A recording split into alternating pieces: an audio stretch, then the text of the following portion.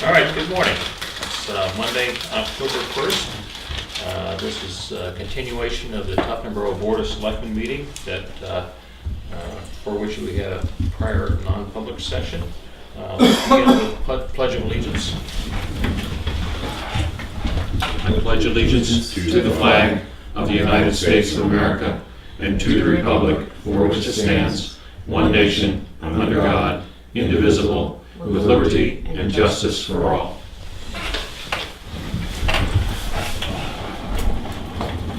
Okay.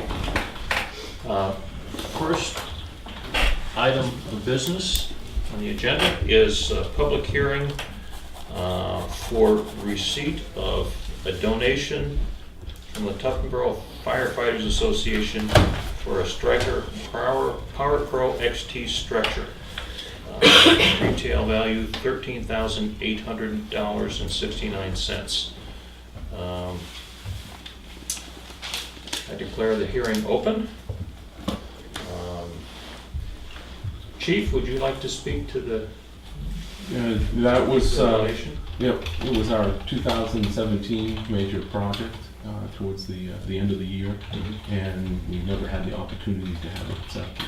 Okay. It is. So this is a catch-up for, and as is required by law, for any donation that the town receives. I believe it's in excess of $10,000. We have to have a public hearing, and that's what we're doing. Yeah. And With I think with us it was $5,000 as far as that goes, or more. So. Okay. So this is the unit right out here. Huh? Yes. Anybody want to go for a test ride? Want to have a test ride? Let's go take a look at it. All right. We need a chair stretcher to get us out there. So basically, it is capable of holding someone that's up to 750 pounds. It is an electric stretcher. Basically, you instead of lifting with your back, small battery goes up and down. Yes, and that's the main part of it. If for some reason the battery does fail, it has manual override options to do so. It's approximately 60 to 80 pounds heavier than a regular stretcher as far as it goes, just because of the way it's built. But it's still well worth the extra weight to be able to do that. If you have a person that is of larger size on the stretcher, and anyone that's ever lifted one before, you know that you're struggling to try to pick up the person, and sometimes you need far more people to get it to where it needs to go. So yes, we're looking to solve workman's comp issues as far as back and stuff like that before they happen. And often when you're doing this, you're working on uneven ground, and it's raining or sleeting and the wind is Right, blowing. and you got to go up and down as far as you're moving along, and it's just a matter of the push of a button versus, okay, I've got this end, let's pick it up a little bit. And the people are being jarred up and down, and they're nervous enough as far as it goes, and moving around, so you don't want to make them any more worse. But that's basically it. It was a demo unit. They usually go for, when I saw it, they usually go for like $20,000, and you get it for the 13. What is a donation? This is a donation from the association. Well, let's hope we don't have to have a ride on it. Well, hopefully no one has to have a ride on it. Just a minute, I saw you limping. All better. We seem to be having the back-to-back calls more. We've transported this week again, so it's just a matter of we're getting multiple calls, and within 20 minutes. Swing it to the right. From there. Great. Thank you. All right. Nice job. Okay, good. I need a nap. Hop right on. Got a ride? Take me away. Somewhere around $20,000. Okay, thank you.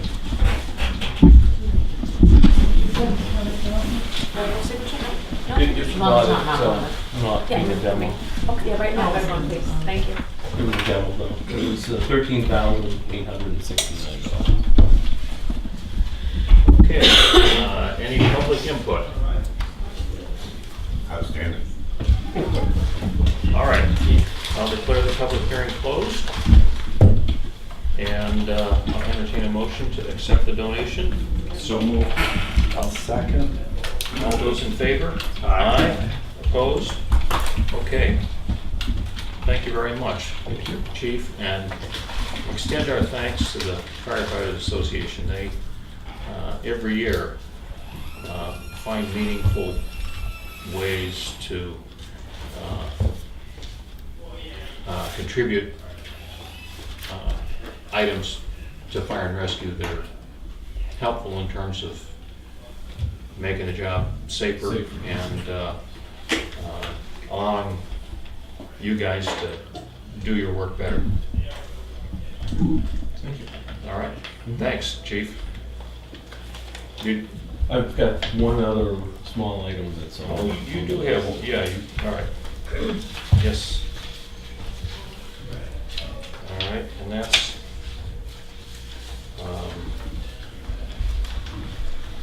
general government buildings. And where do we, let's see.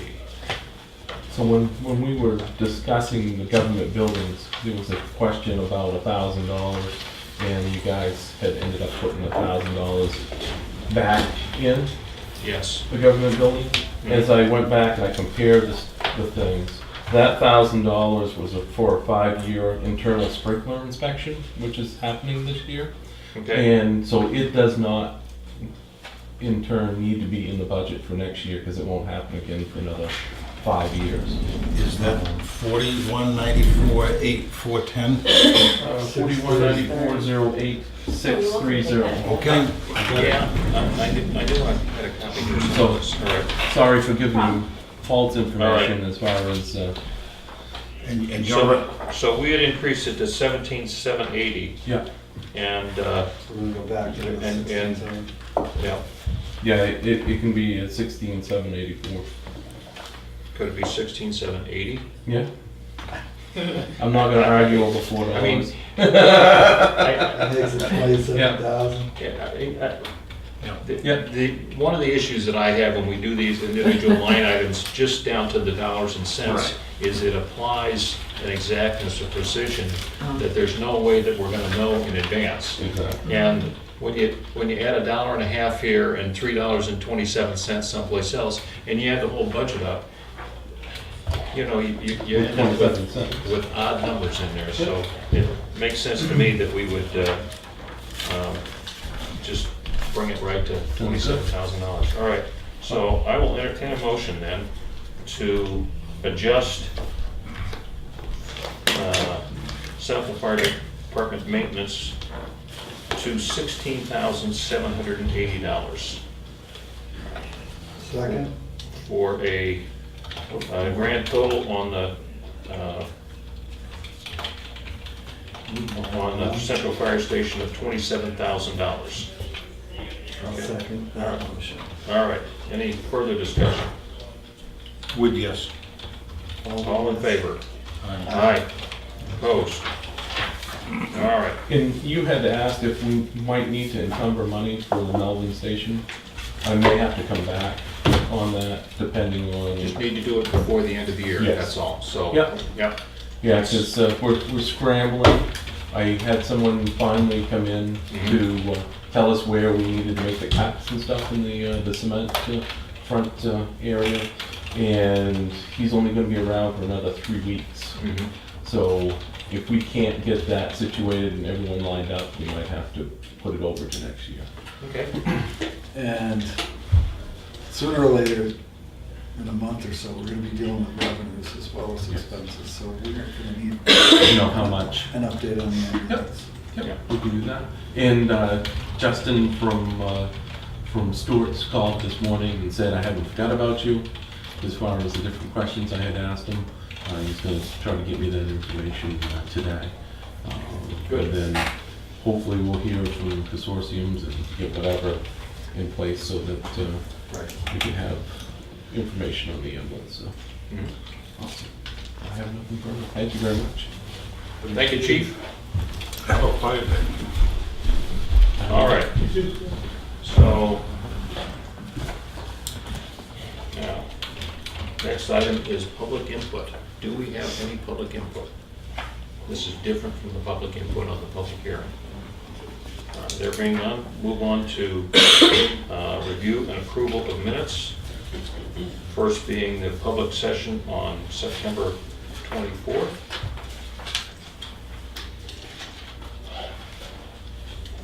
Everybody had a chance to review them? I'm sorry, what day again? Last Monday, September 24th, public. There it is. Yep. I have nothing. I didn't find anything. All right, I'll move we accept the minutes as recorded. Second. all those in favor? Aye. Opposed? Motion carries. The next up is the first set of non-public for September 24th to 1:30 PM meeting. This is the Friday meeting? No, Oh, this is non-public. non-public on the 24th. I have nothing This to is change. legal correspondence. I didn't see any changes.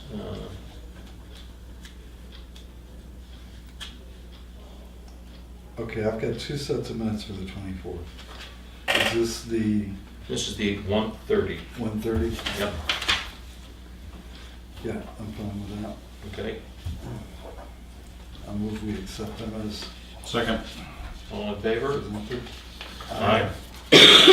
All right, and then the second set of non-public for the 24th. I have no changes. I'll move that we accept them as recorded. All right, Second. all in favor? Aye. Aye. Opposed? Did we make those, did we seal those minutes?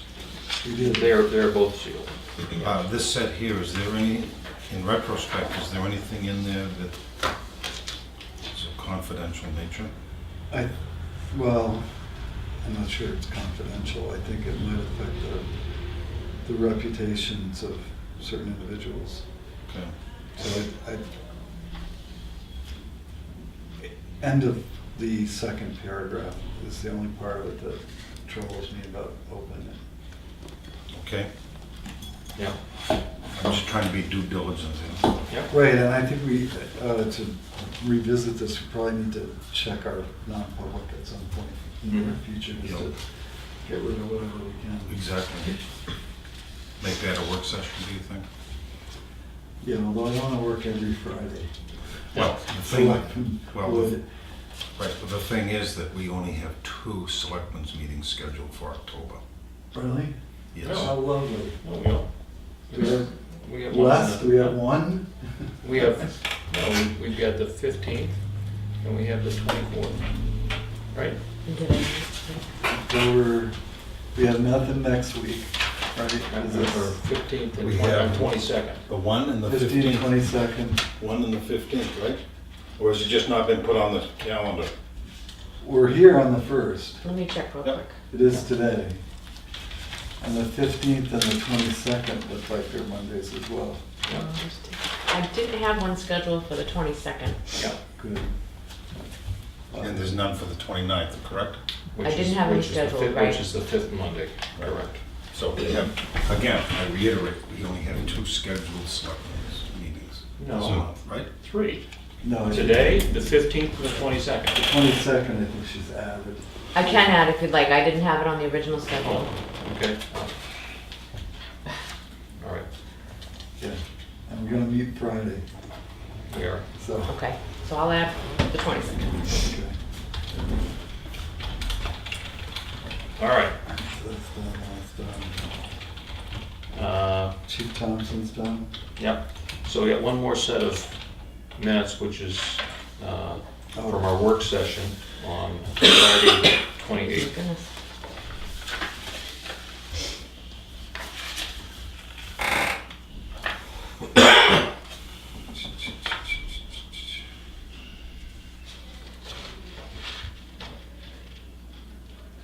I have no changes.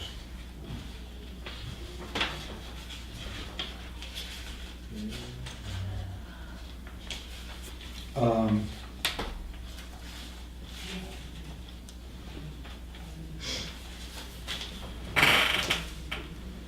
Okay, so that.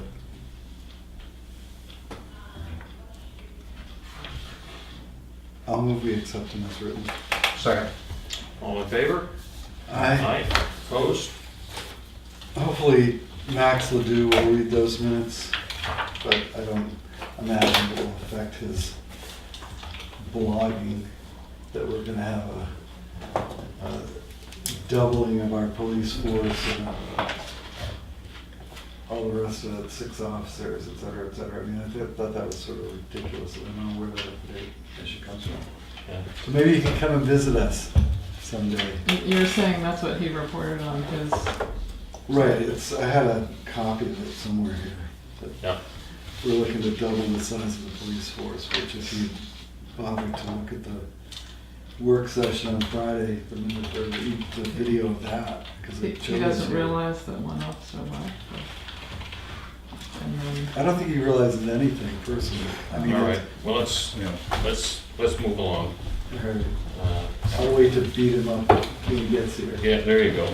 Okay. Jack, come on down. How are you? Good, you. Okay, we have 96 building permits to date, 13 new homes. I've done 346 inspections. I have gotten a price on that undercoating thing that you had talked about your last meeting, and actually they're gonna do the truck on the 1st of November. Okay, And it's actually a waxy coating, not the oil. They can do it on new vehicles that haven't gone through a winter yet, and it's a lifetime thing. What happens is every 2 years you go back and they still use the oil inside the cavities, and every 2 years for $99 they will do all the cavities good, and touch up anything that got scraped on the waxy coating, so that'll be taken care of. great. And on the front doors out there in the main entrance to this part of the building and the police station, I did get prices on those. That's the interior doors. Interior doors, it'll look just like the exterior doors, but it won't have the gas in the thing. So they'll also have an electric opener? Yes, I priced that separately, and the one on this side will have electric opener, and if we do the one on the police side, it'll have a crash bar. So they can keep it locked at all time, and panic bar so they can push out and open it, so. Wonder how much? Yes? Yes, we do. So the pair of doors on this side with the side lights is $79.90. The automatic opener for that is $2,100. That's what it was on the outside. The single door on the other side, which I think is a little high, and I have to go back to one that's $6,100 for a single door. Which to me seems, I don't know, so I have to call them back and ask them. And then to put reflective glass on that, which would be one-way glass, is an extra $180. That's the police side. The police side, but it's just a single And are door. there It side just seems lights? very, no, there's no side lights on that side. So No, it just on seems, on on this our side. side, there is side lights, yes. So does this 10 grand include the side lights? Yes, it's the whole front entrance, yeah. Yeah. And it's $180 for the reflective glass? Yeah, to change the regular glass, reflective glass on the police side is $180. Okay, So it'd be And one-way these are glass. aluminum? All aluminum internal grills, that type of thing, so. So they don't need to be thermopainted? I mean, you're gonna have some kind of... They will be thermal, but there'll be no gas in between it, just because the outside room is heated, but it's only heated to a certain temperature. It's got radiant in the floor, Yeah, but it's not as warm as the other, so we just, all right. and if you didn't do the thermal paint, the grills would be on one side or the other, it would kind of be. So I have to call them back on single door, it just seems awful high. That's a lot of money. Yeah, for one door, yeah, with no sidelines, so Yep. it just doesn't seem right. May I ask a question? Is that single door you're talking about the one to the police? Yes, Yes. it's the entrance door to the police station, so maybe maybe they're working to a different spec or I something. don't know, they have the dimensions Security, right. We're talking bulletproof or something like that? No, it's just a reflective glass, so you can't see in it, that's all. but the reflective glass is not, It's 180, that's Right. it, that's an It's- over and above. Yeah. the door itself is, Right, and it's 38 by 82, that's the rough opening. so size. for 8,000, you get a double door plus And two two side side lights. lights, exactly. And for 6,100, you get a single door. Right, So- yeah, something's not right. So let's tear out the wall on the police side, put it everywhere. Make it worth our while. Right, exactly. So, I did get those, so. Originally, they sent it as one lump price, I had to get them separated. So we're looking at a warrant article of somewhere around, say, 14 or 15,000. Yeah, I think so, yeah. This is an installed price? Yes, I believe that, yeah. Okay. And the pellet boiler, a while back, we had all the boilers and pressure vessels in town inspected by the insurance company. And for some reason, the townhouse pellet boiler got bumped off the list. So it never got inspected. It got inspected this morning. Because I got a letter from the Department of Labor saying it wasn't inspected yet, so.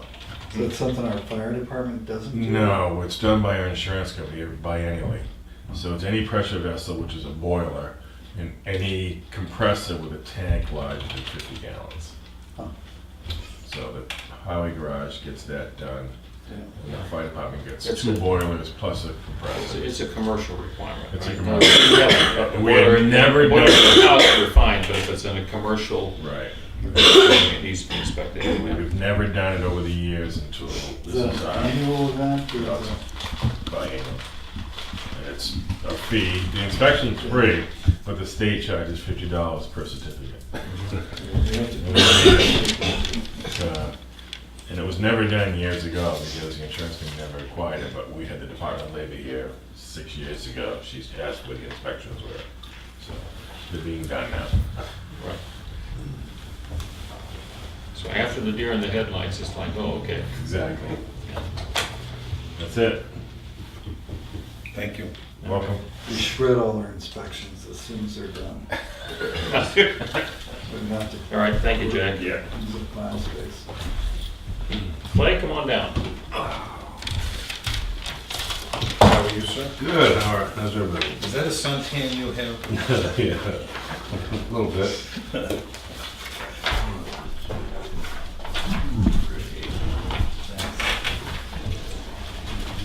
I can't believe it's been a month already. I know, well, I haven't, it's only been a couple weeks.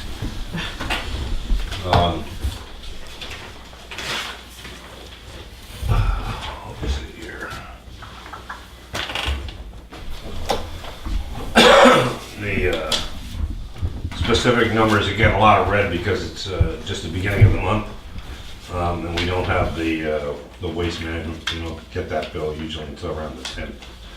But the numbers on the right, as far as the revenue on that first chart is good.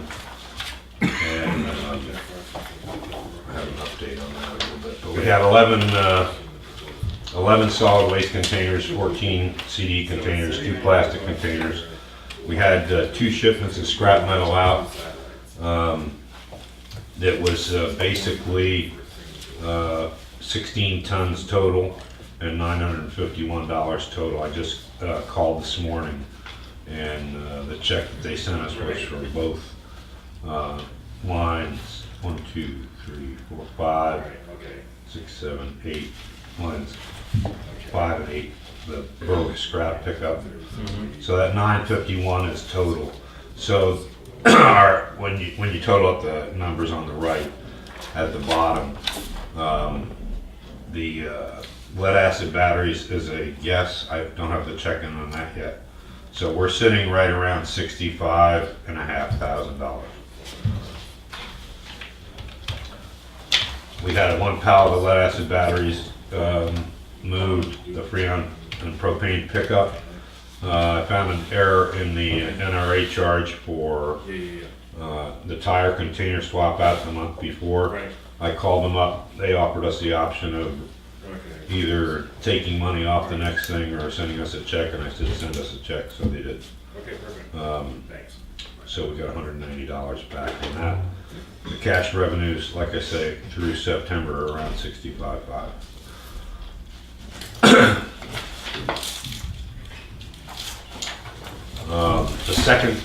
The second page of the stapled charts shows the last year to date, the column you recommended. And the one next to it, again, we'll have a little better total, but it's roughly staying about the same as it was last month, with being about 100. So the year-to-date number is for, let's say it's the end of September now. Right. It's for the end of September Up last to the year. end, yes, and the last year to date is of September last year, so you can So what we're adequately saying- compare from year to year. Yeah, solid waste is a little bit less. The solid, C and D is a little bit more. no, solid waste is gonna be just a little bit more, because, see, there's 11 containers, the first column monthly total, Yep, 11 containers, but I don't have the weights yet, so I can't add it on. Up through August was 75 containers, so so you're saying 86. 86 versus 79? Correct. Okay, And the weight is not as much. We've gotten a little less in the containers as we got previously, so you're gonna look at a total of about 815 tons, 820 tons. I'm guesstimating out just by experience. The second line for CD, where there's 14 containers, and 94, there's now 108 compared to 91. We're gonna be about 100 tons more, which is again, around a 20 to 25% increase in volume. Plastic commingle, a little bit less than last year at the same time, and glass. Of course, we've changed the program and changed the way we're going, but it's pretty close to the same. 54 tons versus 51 tons. We didn't have a glass shipment, so 54.72 tons, I could have updated that column. And as you go down the chart, you can read the rest there. But just the thing to note out of that is, again, the CD is going to be about 20 to 25% more in volume than last year, which was 20% more in volume than the year before, and that's why the increase in the budget.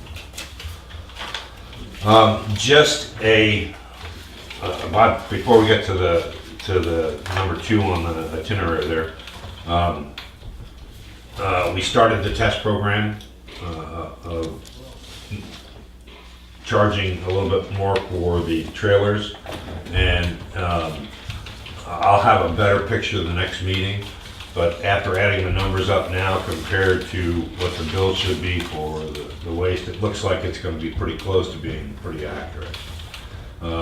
Because if you look down at the bottom of the sheet, we have about $11,500 of income versus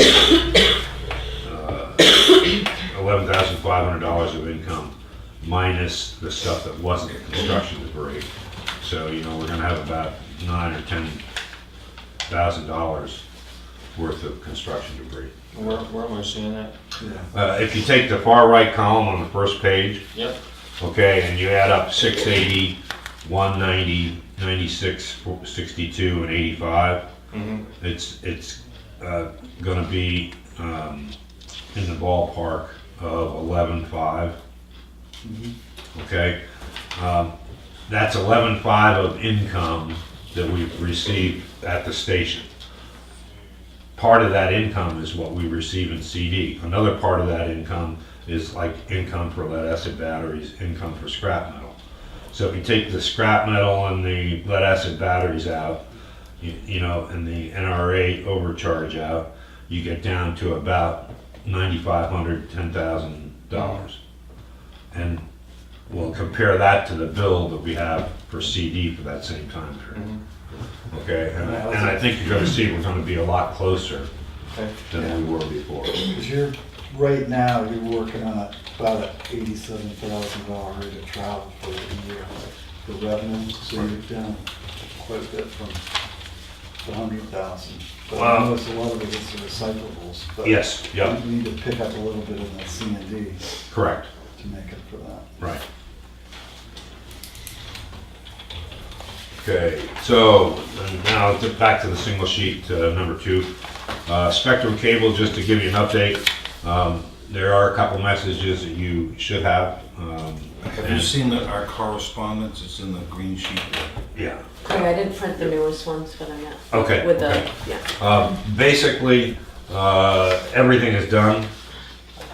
Now, Ted Millington answered the billing person, and we got, they overcharged us for stuff they weren't supposed to charge us for. And she's taken, the billing lady has taken that off supposedly, and given us a 1-month credit, so that we should be, we should get a 1-month bill of 0, and the corrections for the overcharging, and that will zero out and put us on a, project complete. Total, even though it may not be exactly the same compared to how much we paid for consolidated, it's just, we need to be over with this.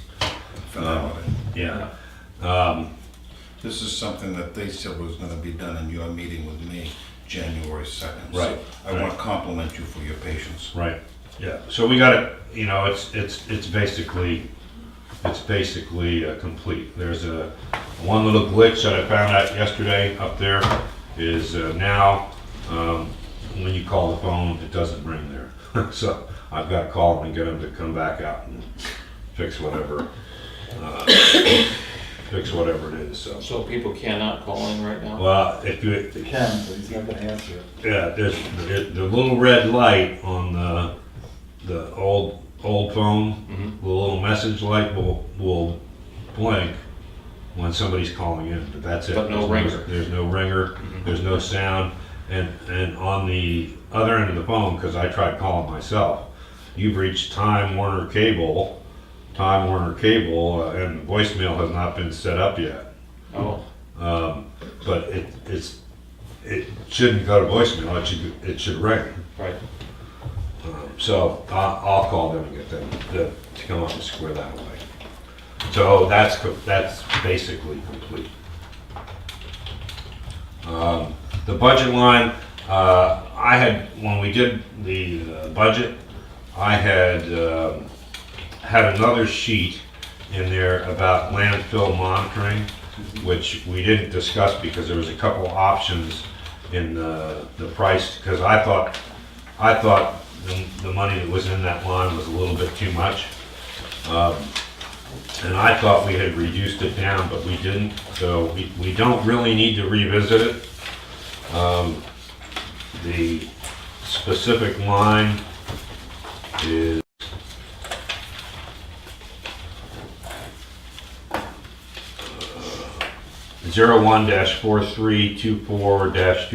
01-4324-25-390. 2.5, yeah. Yes, 25-390. And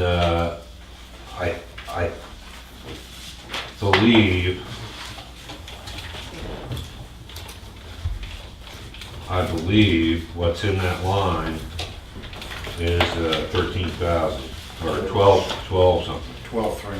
12.3. Now, when I read the correspondence between you and Dave Allwine, Right. He gave a couple options. that's right.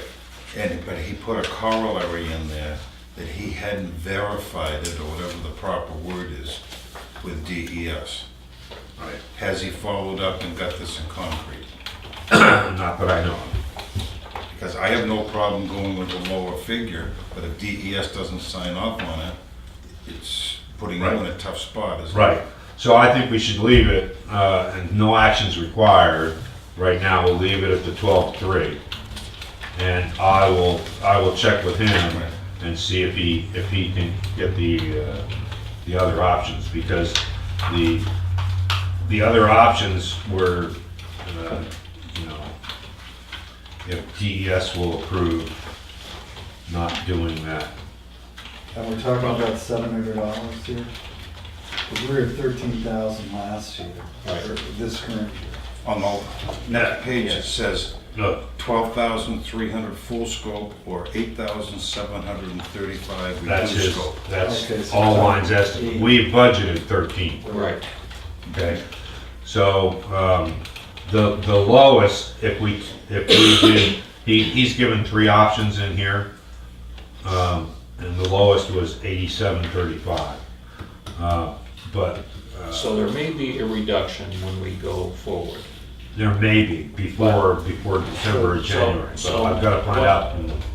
My preference personally is if what we have will cover anything that happens, that's fine. If we get better information before the Then we'll budget lower it. closes, we can adjust it downward. Okay, But adjusting it downward is always Well, right. and the other, an easier. Yeah, and the only reason I put it on the agenda is it was my mistake.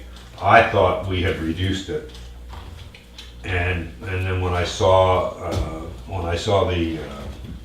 the actual, what was put in for the budget for this year,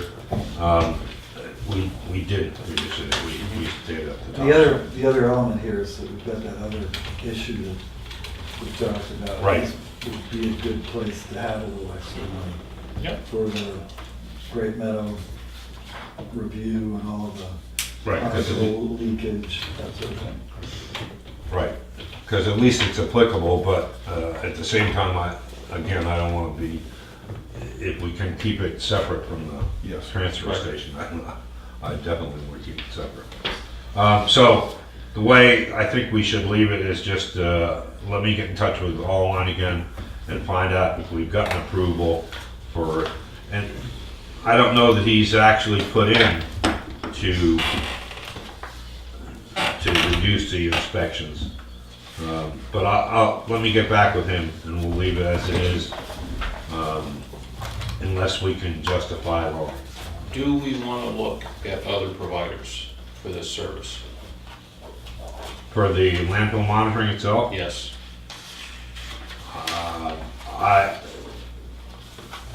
I'm very happy with that, with their performance, and they speak the language. I definitely do not. Right. And they pay their bills send you the slips on time. Right, we've gotten a lot better on the slips, and they are responsive. When we said, go ahead and test for those additional plastic tests, they were pretty responsive to do that and gave us a reasonable price. When I looked at it, I said, it's like mission creep, you know? We had it down to $7,000, and now we're up to $13,000, and I'm going, why? And it may be that we need to do a little bit of due diligence, just because we should. Right. Yes. I mean, if there are other operators out there who are willing to do the job and do Right. it less, we Look at alternatives. That was my thought on the seepage project as I put it up to bid. I had 2 things. First of all, welcome back. You look refreshed. And tanned. I was up there twice a day, every day while you were gone. It was a smooth operation. And that's a compliment to you, but it's also a compliment to the people that you've trained, and would you let them know that? Sure will. I'm gonna follow up on 2 things that you and I've talked about. I've thought about the swap shop, and I would ask what it would cost to put 2 per diem people there on limited hours. Can you research that? Yes. And the other is, along the same line, is your guys don't need to be running out across the facility, measuring and checking for brush. And I was wondering again if, I haven't had a chance to talk to people about it. but in both these instances, it's how can we provide services and not stretch your guys too thin? It's an industrial site up there. And while you were gone, they were busy. So, thank you. Yeah. And you got one snow box last year? Yes, we do not need one, we don't need one for the Bobcat. The Bobcat, it wouldn't work real well on, and the reason why is once you talk about the capability pushing wise and power wise, the Bobcat we got is good for what we got. It's got smaller tires, it's a lighter weight. If you start putting, right now, just using the snow blade, It cleans up. the tires spin, and if we were to try to push more weight with that than what we can with the little blade, Yeah, and run so out of traction. and so what we've defaulted to is the backhoe for big pushes, and then the Bobcat for cleaning close up and around all the equipment and the walls, so because you can get very close So to you it. have chains for the Bobcat? No, we don't. And they wouldn't fit. I mean, if we tried to put anything over the thread of the tire actually is, is right up against the machine. I mean, it's, I stopped at Bobcat a month ago when I was next door in my BMW, and they gave me the same information. But, still working on the certificate of origin for construction debris. Karen, I got your message there, and I think I think I'd like everybody to look at that one more time and make sure we want to put that out and we want to do that. My concern is I don't want to make idle work. If we take that information and we do that, then who's going to check on that? Are we going to have the police call 1 out of 5 slips? Well, most of the, I'm gonna guess 75% of the demolition waste is gonna come from a project that's permitted. So it may be just a matter of checking with Jack, or do these folks have a building permit? But this is, See, with- Bruce, this Bruce, is you don't roofing. get Bruce, you don't get permits. This is re-roofing that we're talking about this certificate for, because it's not a permitted activity. And it generates a lot of cost because shingles are heavy. Right. So if we're gonna have somebody eyeball this, I think it would be the code officer, is the guy that Yeah, would go just give them a around. list. you know, I mean, 3 or so- 4 places, drive Yeah. by, take a So, look. I agree with you, it shouldn't be idle, but the whole purpose of having somebody tell you where they're taking the shingles from is to make sure we're not bringing It's them coming out of from town. here. Right. Right. Well, that's my whole thing, Right. is if we're gonna do it, then I believe we have to have some level of follow-through Right. on checking. It's called a program audit. And otherwise, it's just taking my time and their time and Right, but it doesn't need to be 100%. right. It just Oh, needs to be absolutely. comprehensive enough so that you don't know whether or not they're gonna check it on your Okay. job or Right. not. Right. So I think what I'd like to do is pass you that draft one more time. Okay. Make sure that the wording in it is okay. And it's, because personally, I don't like negative tone stuff. I think we worked very hard to keep the tone positive. Yes. But I believe there's some necessity to do something like that. And if we can, we'll get it shrunk down, get a duplicate, and pull it out if it meets your approval. Okay.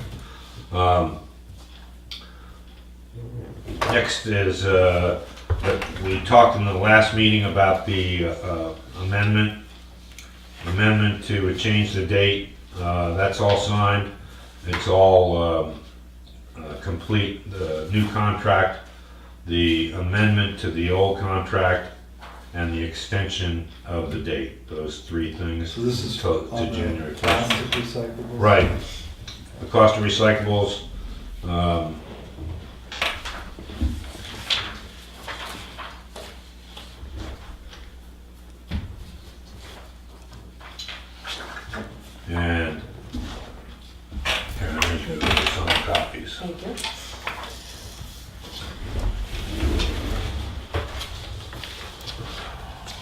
And one last thing is if I thought my frustration level was up with Spectrum, my frustration level with Crystal Rock is gone in the toilet. We're still sitting up there with a water cooler and empty bottles of a service we terminated, a month and a half ago. And again, I highly recommend we do not pay a single bill to them until they come and get their equipment. One of the primary reasons that we dropped them was because they wouldn't come on Tuesday and Wednesday. And yet the Glacier Rock trucks go by here Tuesday and Wednesday all the time. So to say they aren't in the area is hogwash. And then they leave the product out by the gate. And then they, on Thursday, they stop and they leave 5 bottles of water outside the gate up the transfer station. All right, well, we've terminated that contract, right? Right, we've terminated the contract. They refuse, they've scheduled 2 times. They've given Karen a bunch of grief.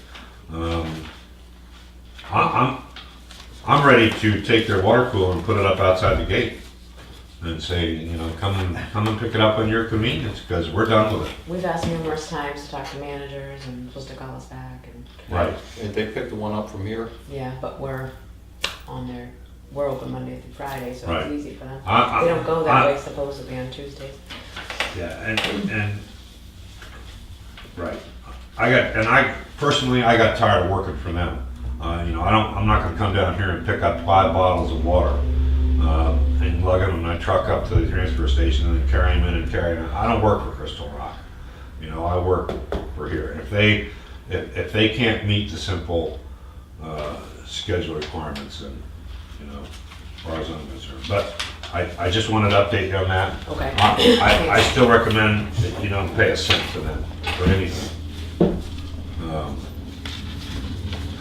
And we shouldn't be incurring any charges for that, right?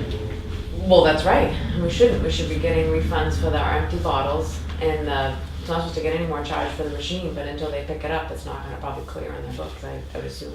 It's Right. only $4 a month. It's nothing to lose sleep over, but it's Well, still the point, yeah. that machine is sitting outside. I put it outside, and we just don't have the space for it. We don't have the space for all the friggin' bottles.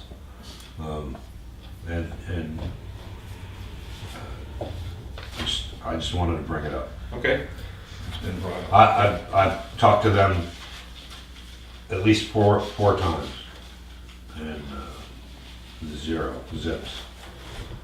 And that's it.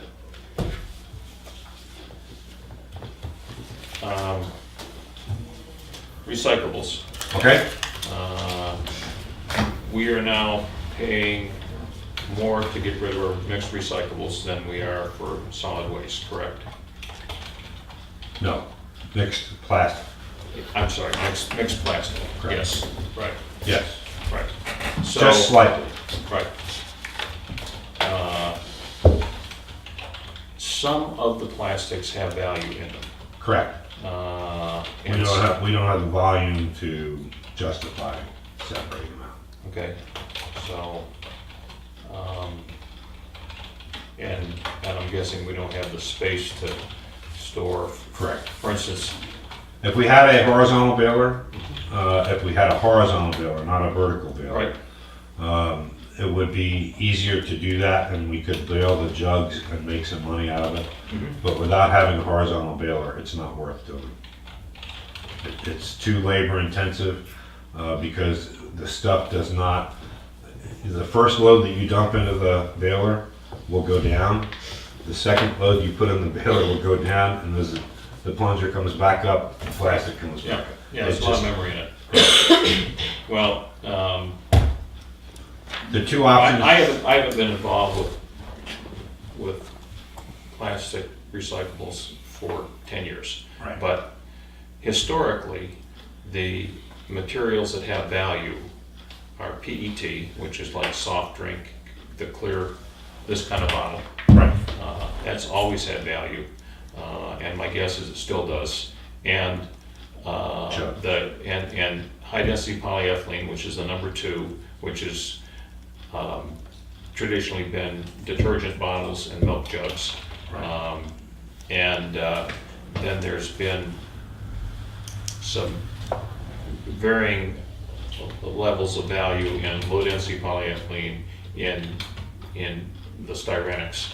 But all the other stuff that gets thrown in there is just ends up going into the solid waste stream anyway, because there isn't a place, there's no market for it, Well, the difference between how we're doing it right? and how other places are doing it. Other places may sort out, the only thing that has any value right now, according to the people that I've talked to, are the jugs. The like you say, the ones with the screw on tops, the Yeah, high-density polyethylene, right? our material, 100% of our material goes to recycling. None of it goes to the trash. Okay, Well, they take it from here, but They take it down, they dump it, then they load it in another truck and they take it down to Billerica. And they suck. And they sort it and separate it out in Billerica. but Now, we're paying a little bit more to do that, but we're not throwing any of our stuff in the we don't trash. throw out the trash. Right. But some of that goes in the landfill because it has no market. I don't know exactly what, Well, yeah, I was involved in that industry for right, a number of years. and I would when say there's, large- when there's no market for it, Right. you have to dispose of it. And so that's part of the cost that's driven the increase. And part of it is the cost to clean the material so that it's, so that it can be reprocessed. Right. But, Worldwide, it's cheaper, worldwide, not just here, but Right. worldwide, and it started over in Europe. It is cheaper to produce virgin plastic than it is to do recycled plastic. That's just, it's a function of what's taken over. Since Well, I've been here, feedstock cost is down, all right? The building blocks that the plastics are made out of is down. And so that's why the virgin material cost is down, but, yeah. yeah.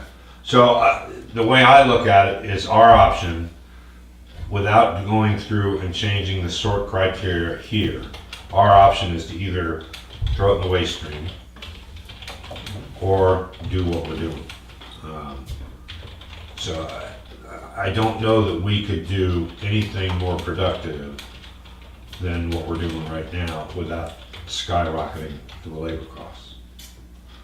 Because it would cost a lot to bale plastic without getting a horizontal baler. It just is, I mean, anybody that you talk to that has done it, Right. it's no good. So when do we come to the point, or my assumption is your questioning or your remarks are based on at what cost do we come to where we say enough's enough and we throw it in the trash? Right.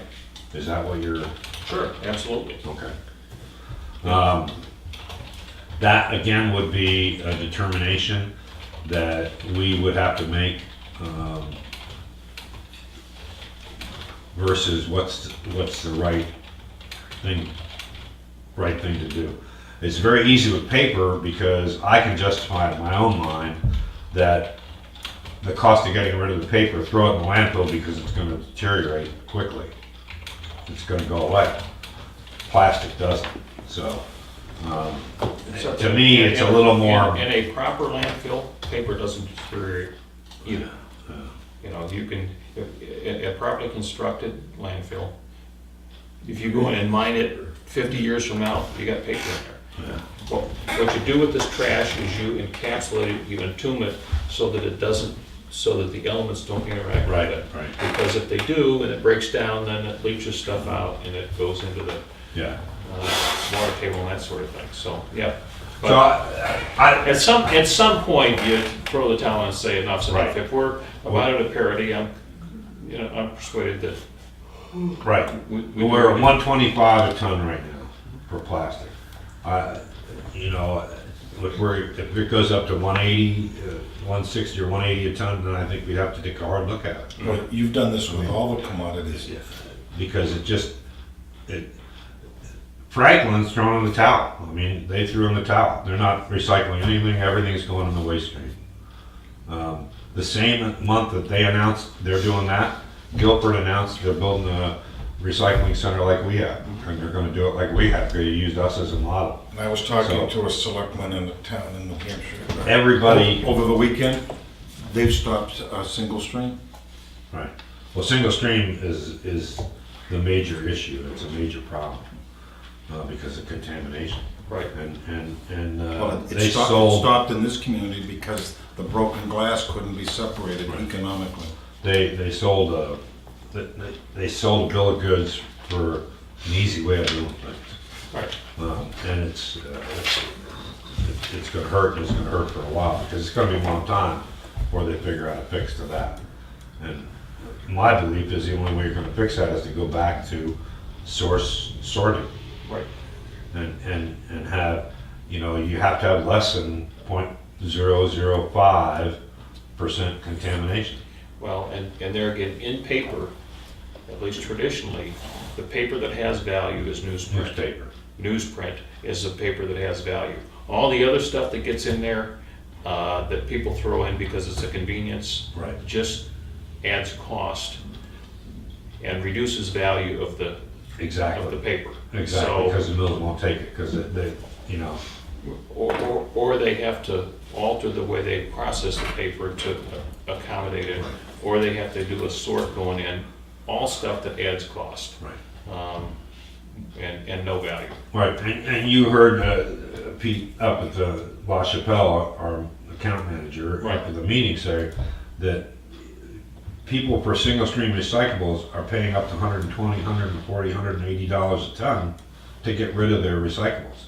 Paying, not making anything, actually paying, so. I think the answer is we're just gonna have to watch and see what happens with the plastic. Now, do they make a mini baler for horizontal mini baler or Not that I know no? of, not that I know. You get into the horizontal baler and you're up there into the $80,000-$90,000 range now for the cheapest. And we just don't have the volume to justify it.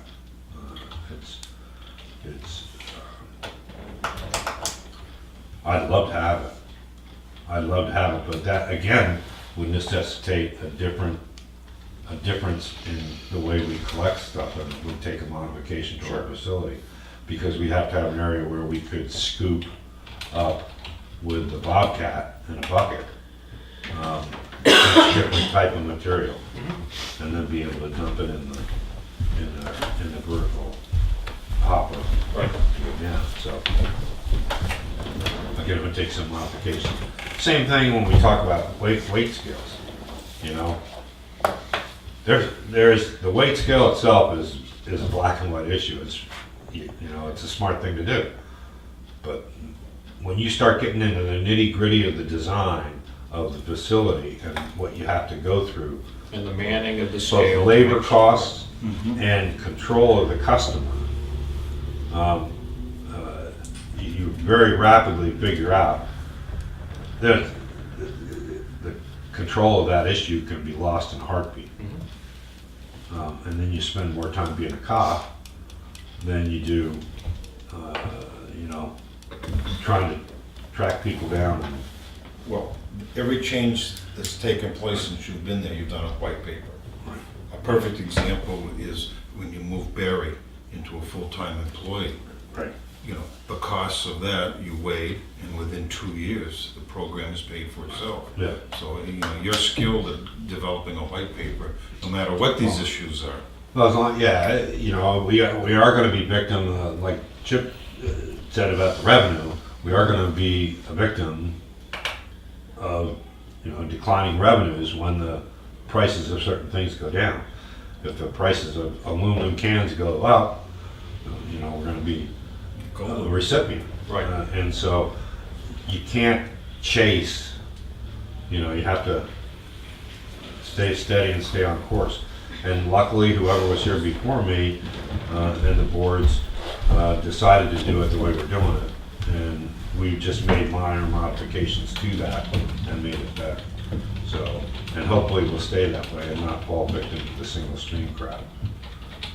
Well, the science of recycling has changed drastically. And it's gonna change more. I mean, I think, you know, plastics, in 2 years, they could come out with something in plastics that they could take all of it, turn it up, and use it in asphalt. Who knows? And Make if they come up with sure- something like that, then again, we'd be in a good opportunity. All right. Karen? Just a quick comment, Clay, I noticed you wrote that budget committee meeting on 10/2. It's actually the 9th, okay? Yeah. Oh, wait a minute. A week from tomorrow, There is no Oh, that's budget good. meeting. a week from tomorrow. A week from And it's tomorrow? at the townhouse, okay, because we have a scheduling Okay. thing here, so it'll be at the townhouse instead of here. Well, that'll help me. I was kind of scrambling to try to get Okay. everything. 10/9 Yeah. at 7:30? 6:30 at the townhouse. 6:30 p.m. And I think I put you on, I forget what time. Okay. I have to look. Well, we got plenty of time now. Yeah. Between now and then.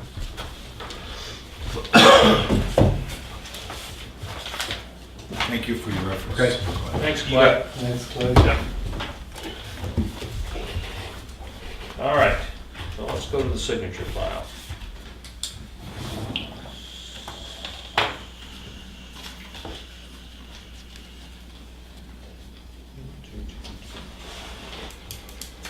All right, first item in here is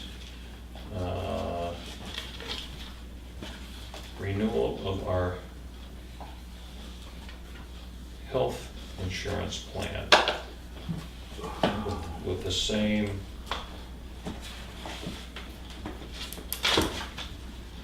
benefit as last year. Is that what I'm looking at here? Yeah. Yeah, okay. So nothing changed, we don't renegotiate until next year. Right. Have you read this? I so leaned toward you because you had the experience. Yeah, all of the deductibles and co-pays. Clay. So I did read The a townhouse. larger copy. That's what time Yep. I put you on. And It it's the starts at same 6:30. rates, the rates haven't changed. I believe so. No, the rates will be set on October 9th. Right.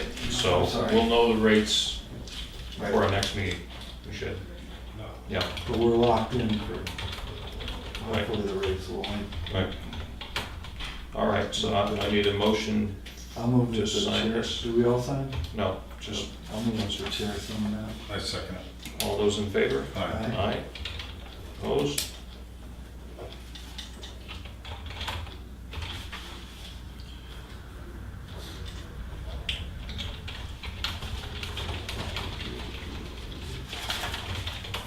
Next is a letter to Mr. Michael Carlton, having to do with his application to excavate an old pit that hasn't been used in a number of years. And been a topic of discussion with the planning board. It certainly doesn't fit precisely or even loosely into the criteria that we created several years ago. But the planning board is, at this point, consulting with council to make sure that we're taking the right look forward. And this at least will provide him with an update. I know he's been into the town offices asking, well, what's the status of my application, yada, yada. So, have you seen the letter? I haven't, Yeah, take a look at it. I think it's A little history as I understand it. Up until a few years ago, the state handled pit operations and excavations, right? 1989, correct. Okay. Yeah. And the legislature in their wisdom has shifted that responsibility to towns, correct? For example, the pit off of Sandy Knoll Road, right? Yes, right. And what happens is this person's property under the old rules or the new rules, or what's your understanding? Well, he's asking to excavate it as an existing grandfathered pit. And the grandfathering provision in the state statute sunsetted Setback 8 foot, 10 foot? close to 30 years ago. Yeah, and there's a And- permitting process. It's not that we're saying, or the planning board saying, he can't excavate on that property. No. They're saying he needs to go through the permitting process. Right. Rather than just say, Yep. my grandfather owned it, so I'm gonna dig it up. A grandfathered pit is one that, and I was Well, that's- in active use prior to, I want to say it's like 1984, and has been in continuing use in the intervening years. And if there's some middle ground, that is up to the planning board Or not. to decide. That's Yeah, correct. It's been inactive for more than 2 years, so I don't know where the middle ground is going. Yeah, well, that's,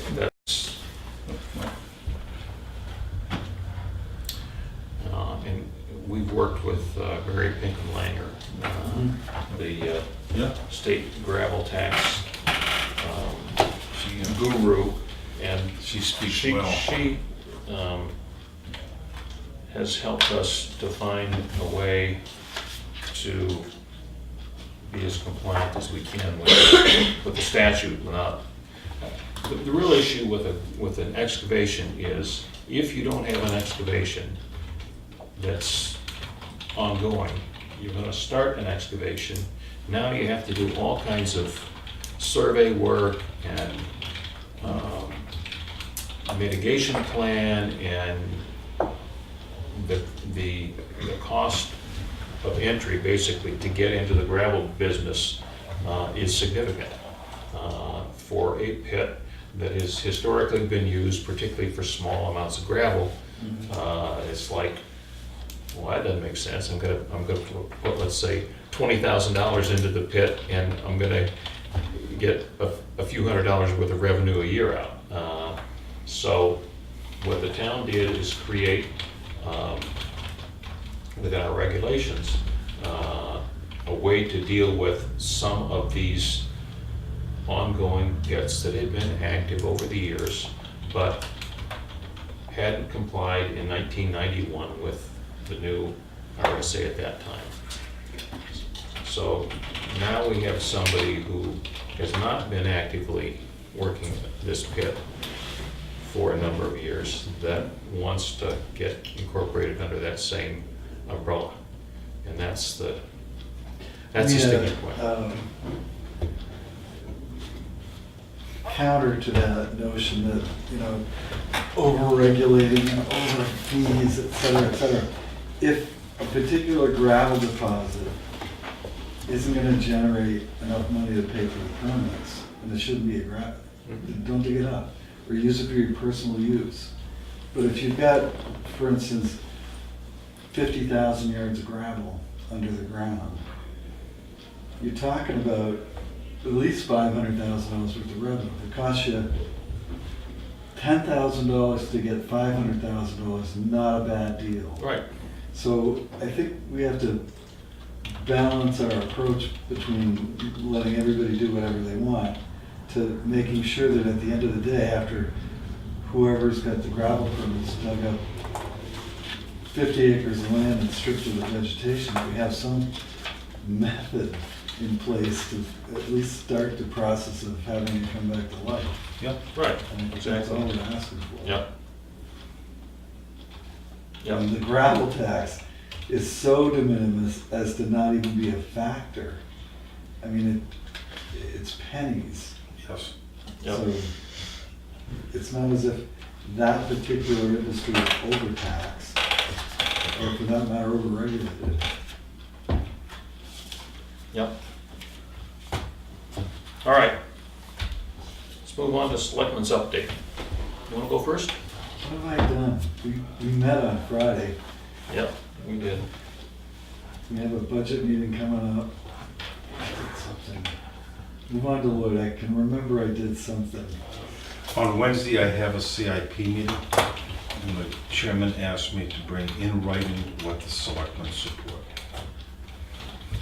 What we voted on, what we accept. You wrote on me. Well,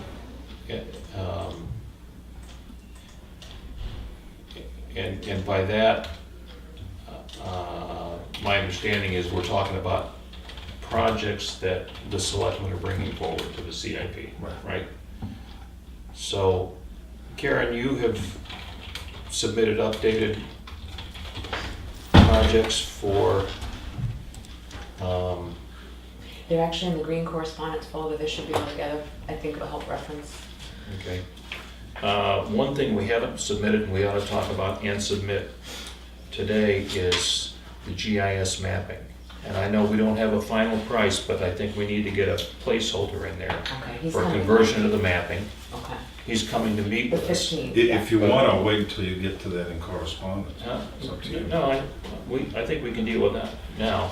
But, so we're gonna have better numbers from him on the 15th. Yeah. But today, we're gonna submit a project and, so that they have it in the, Okay. in their process. And what was the number that you talked about with him? I apologize, I can't remember offhand, I wanna say 10,000 for the initial conversions and then a yearly maintenance fee after that, but I can't remember offhand. So, and again, when he comes in and make his presentation, there'll be something there. But to me, it makes sense at this point that we put a project in for conversion to the town tax maps to the GIS online format Yeah. for 10,000, whatever. Perhaps he'll send me something by email that I could ask for now before he comes to present too, we may get some more solid numbers that way. Yeah. But whether it's 10,000 or 12,000, Well, that's true, yeah. it's not 100,000. Right, right. So, my feeling is that $10,000 placeholder is a reasonable Okay. project to put in to the CIP. Yeah, Again, okay. Excuse me. all right. So, we have projects resubmitted for the Sodom Road Bridge replacement for 2025, which is a carryover from our placeholder last year of $525,000. Tuftonboro Neck Bridge, $905,000 for 2027.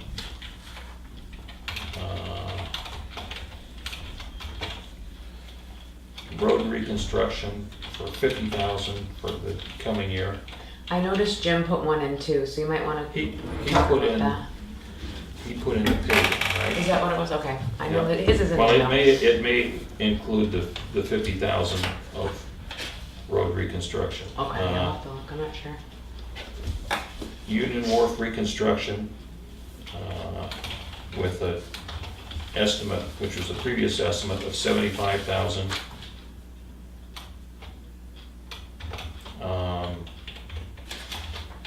And Lake Road culvert wall and dredging, which was a previous estimate resubmitted of 160,000. That's the bulkhead? Yes. Okay. Yep.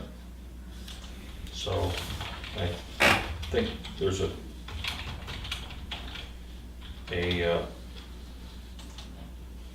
general agreement to those numbers is that 160,000 for that bulkhead is high for what Yes. right? And the 75,000 for Union Wharf reconstruction may Maybe become, low well, if we're gonna dredge, 'cause it's, it is a project that will include dredging on the side away from the side that the fireboat ties up on. Yep.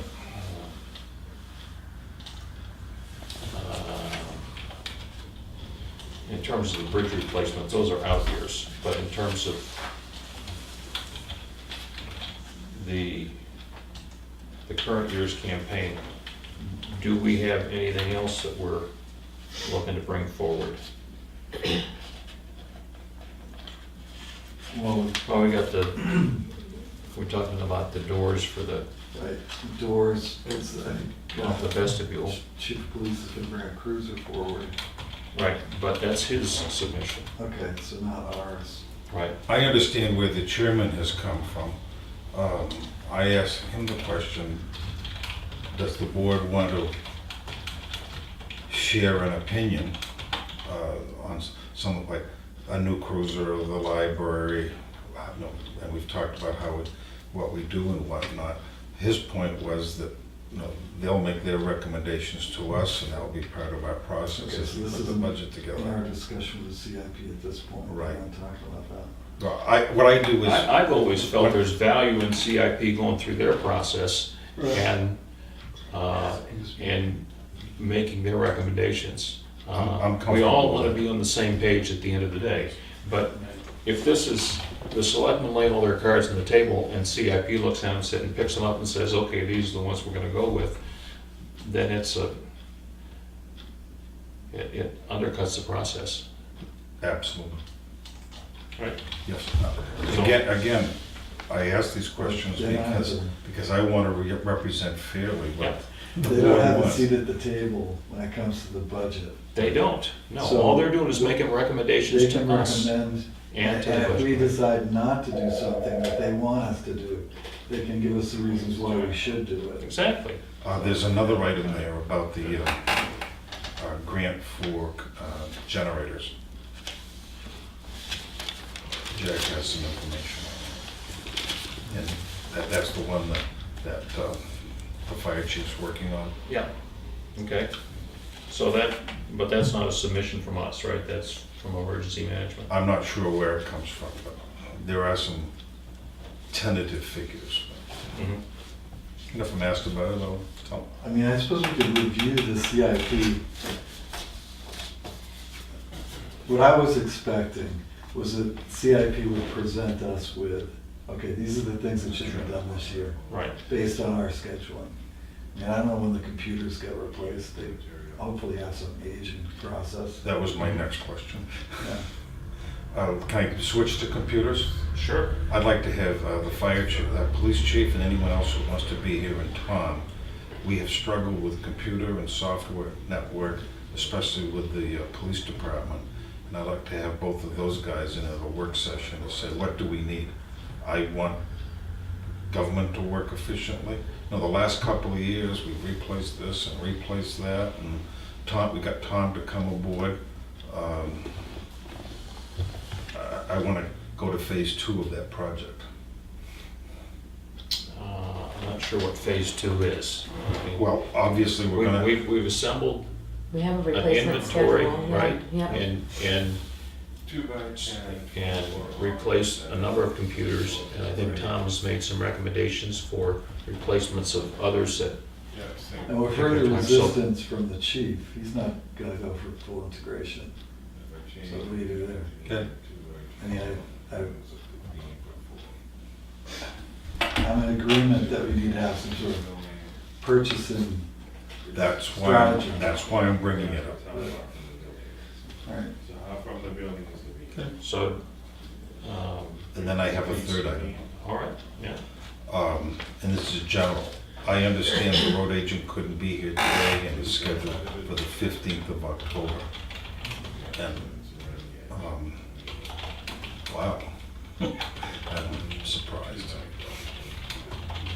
I remember what it was I did, and that was to have a little more extensive meeting with the chief of police. And I was confused, or not confused. I have a different notion of on-call and how the operations work. And so we're working together to try to figure out that additional $12,000. From my perspective, can be eliminated. From the chief's perspective, it's absolutely essential. So we're a little bit apart on that right now. Not exactly in agreement at this point, yeah. He did share with me the candidates that he's looking at, and yeah, I was in full agreement with him that they're great candidates, so we'll bring them forward. Good. Which candidates, full-time or part-time? I know he and I chatted about part-time at this point. Right. I don't think he's I got think there any is some full-time. full-time potential in the part-time candidate Yeah. that he's talking about. Yeah. So I don't think the transition or the filling of duties is going to be as troublesome as we talked about on Friday. Moving along?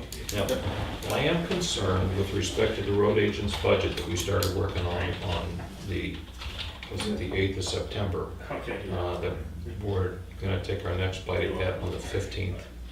Which is after the first budget meeting, Right. going into the season. And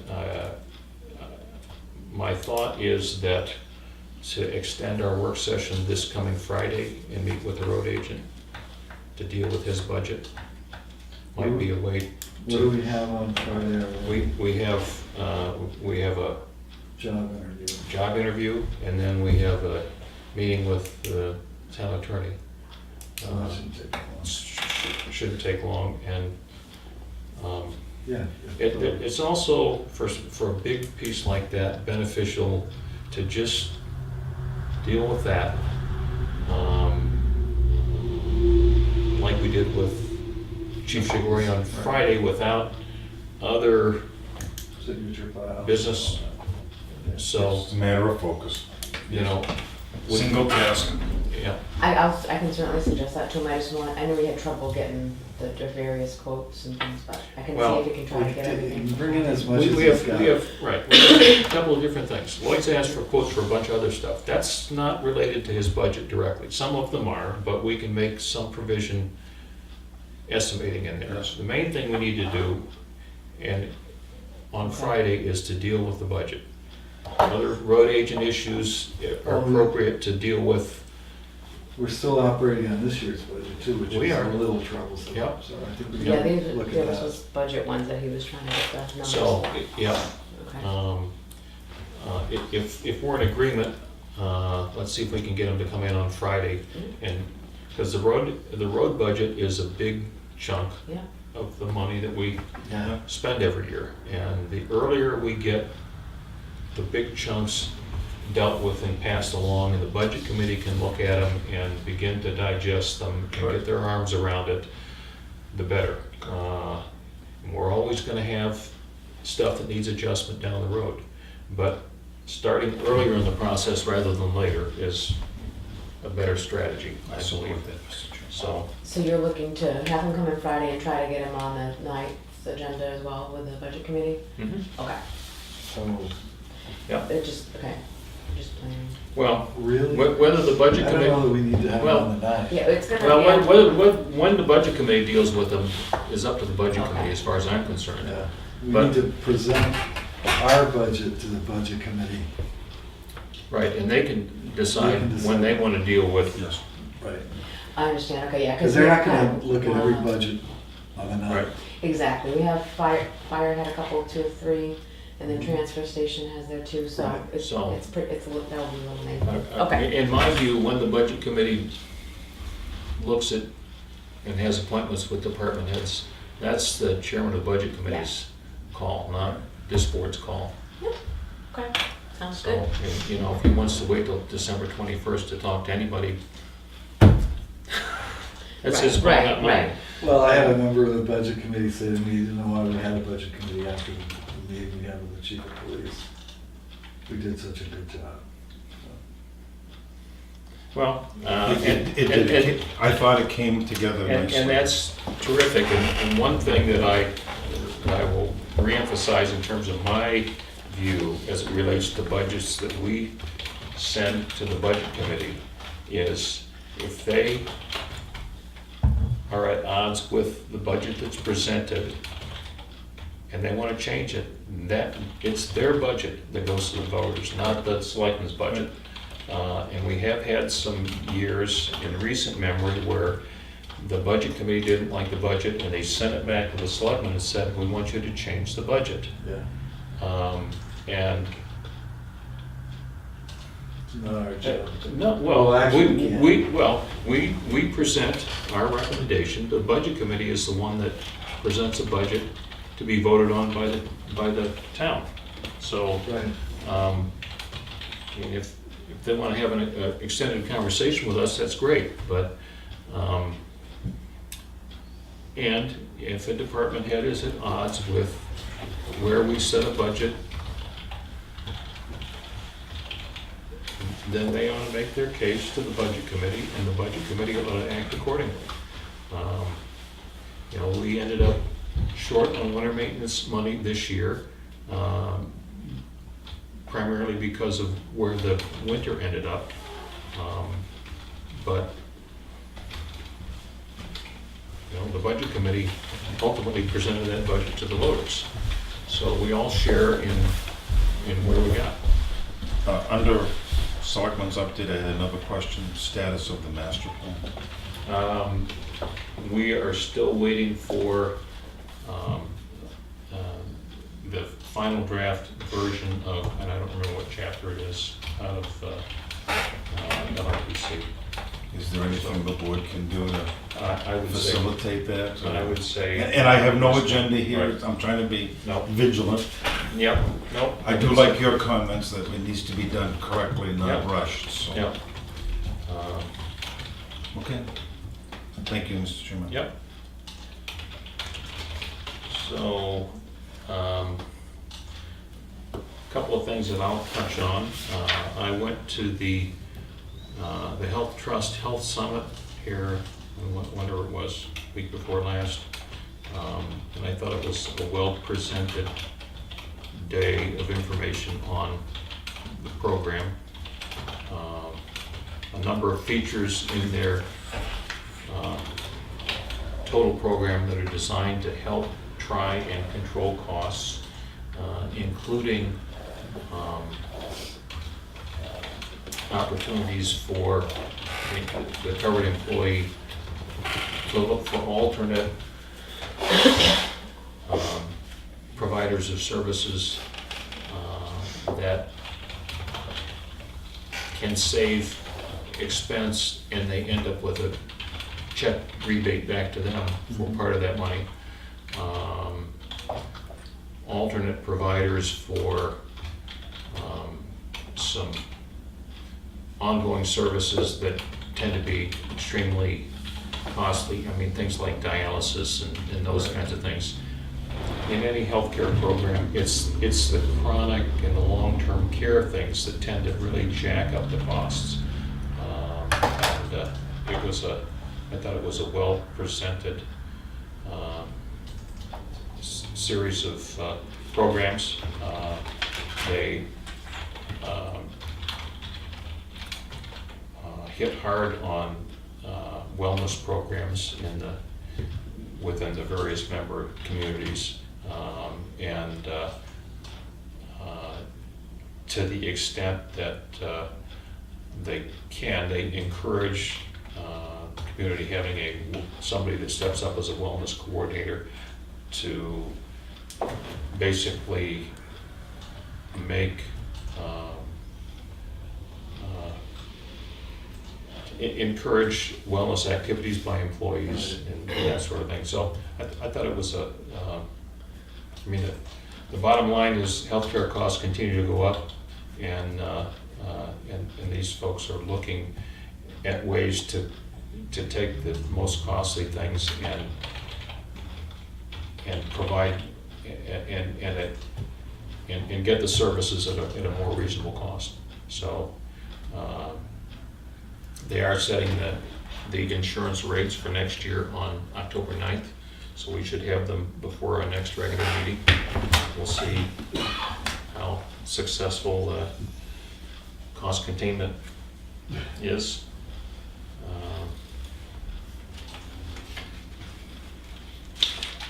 I guess that's all I need to jump into at this point. Let's go to correspondence. FEMA town purchase policy, has that been written up? It's not. So, What was something is, yeah, yep. All right. So in the correspondence, a letter here from coordinator on, I guess, a drug task force is what this was, to Chief Shiguri. I'd like to take this opportunity to personally thank you and Sergeant Hathcock for assistance provided to the Wolfboro Police Department on September 10th. Cooperative effort and attitude displayed is greatly appreciated, speaks volumes for your commitment, dedication, level of professionalism to your community.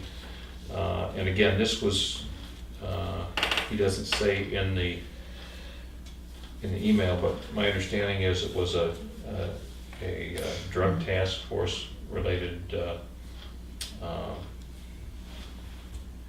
visit that was coordinated by the drug task force, but was actually at a residence in Tuftonboro. yes. All right, let's see. Next item is gates on Piper Road.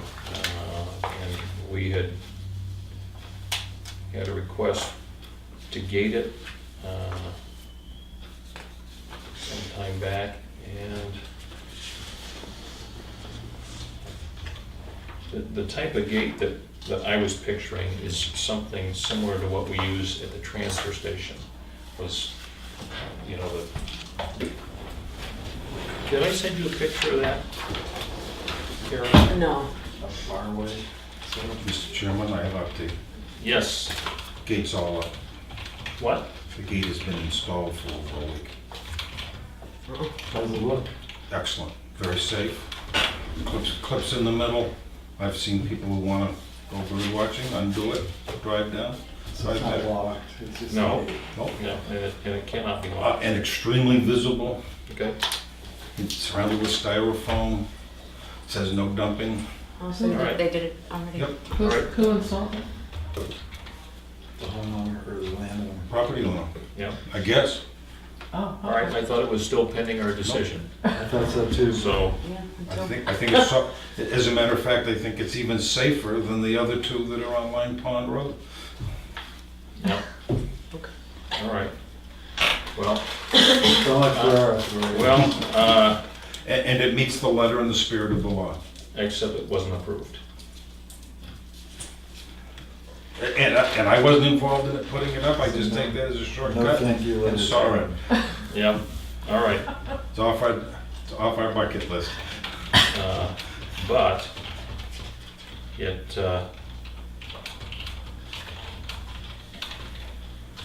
it probably should have our approval, since it's a town road.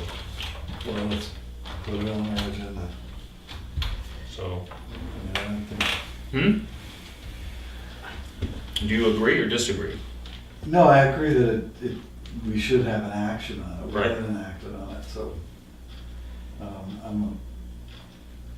I've never been a fan of asking forgiveness rather than permission as a strategy, but it seems that that's what they've done. And I had no inside information other than being a passerby and see it. So do you want a motion? I would entertain a motion, yeah. So I'll make a motion that the selectmen approve the installation of a gate on Bennett Road. Piper. Piper Piper Road, yeah. Bennett's Piper's elephant. I'll second it. Any further discussion? I guess the only thing that I would offer here is a concern that when they came and asked for permission, and we said we would investigate it and talk with the police and understand what their concerns were about the gating and find an appropriate solution, that in the meantime, they took it upon themselves to do it without, it is a town road, and the governing body has to approve, as I read the law, of the installation of gates and bars. And there So, were no exigent circumstances. It was as if something was gonna happen that needed the gate, and we were sitting on our hands waiting to Right. do it, so. Shame on them. so, all right. Any further thoughts? All right, all those in favor? Aye. Aye. Opposed?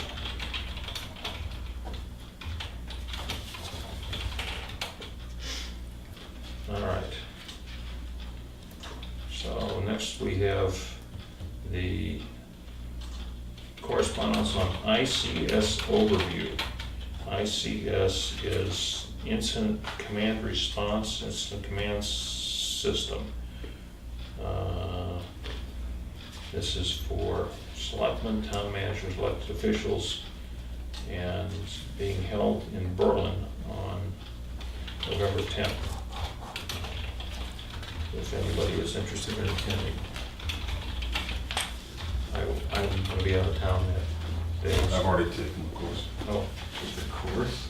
or the, whatever, we use it all the time in the fire department, incident based command. So maybe we should, hopefully the police chief will copy this. He sent it to you guys, actually. Send it to us. Uh-huh. in case we wanted to. Is he going, do you know? I don't know, I can find out though. Or the sergeant?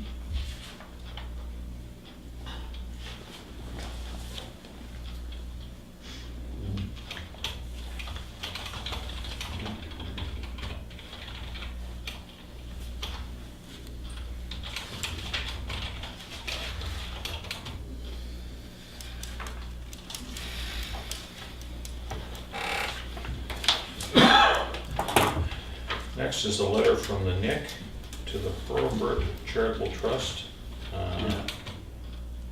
Maybe you can speak to this. I mean, I'm gonna take it to the trust if they decide to have a meeting. They're asking for a grant. okay. They sent, I'm sure they sent a letter to each of the trustees. Okay. So I'll present that to them. I think I included it in the selectmen's file to Yep, make. just so we know what's going on. Yeah. All right. Number of capital project submissions, including the ones that we discussed from this board. Conservation Commission has a request in for funding for the Great Meadows Trail, which would include, I believe, a parking area for trail access. And their estimated cost is 12 grand on that. And the ones that we talked about, request from the police for a new cruiser. I know we talked with Andy the other day about retaining the cruiser that's at the end of its life to have an alternate available. And I guess my understanding is that that cruiser would be retained for another 2 years. And then when the next new cruiser comes in, that one will be retired, and the one that was at the 8-year point would be retained beyond that. So we always have one more. So we would cruiser. have 5 cruisers. Yeah. And But that's we wouldn't change the replacement schedule. Right. So you'd acquire a new cruiser every 8 years, and the one that was being replaced as an active day-to-day cruiser would become the On-call. on-call cruiser for 2 years before it's retired. Is that your understanding? Yes. Okay. And- Yeah, I still think, and- and- I think the optics are horrible, and I think that she still has to work on that a little bit. He's got a lot of explaining to do, because for all intents and purposes, it looks like a backdoor way of increasing the number of police officers, number of patrol cars, and road cruisers. So we need to get on board with if he wants to do that, how are we gonna sell it to the general public? Yeah. Yep.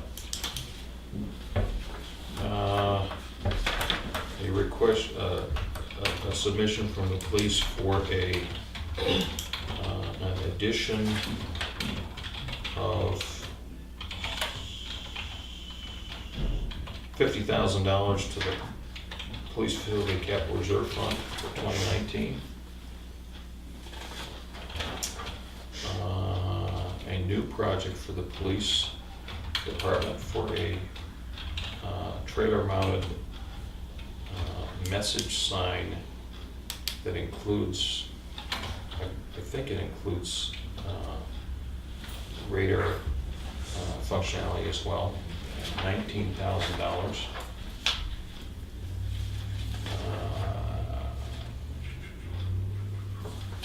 Submissions from the road agent for highway paving and improvement, $235,000.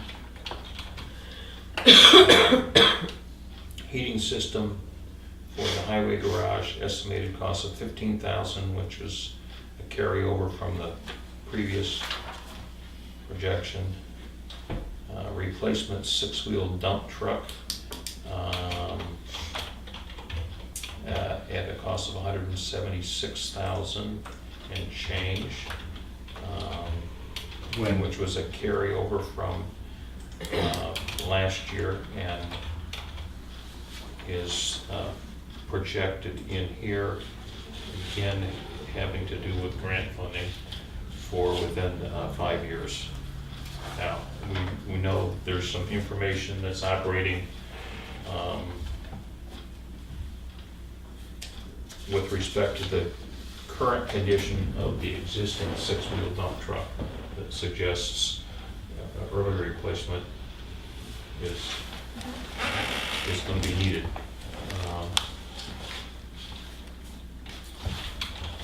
So that's the submissions that I see for CIP in here. I know you have some additional information on the 6-wheel dump truck. I'm waiting to articulate it in front of the road agent. You don't want to share it with us?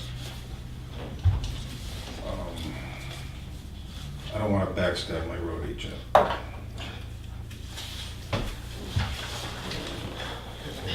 not that type of guy. Okay. We've talked about better signage on the Class 6 roads, and as I looked around for signs that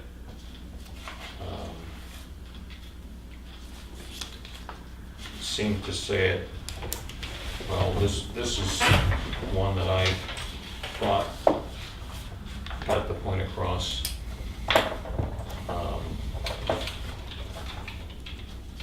As well as any.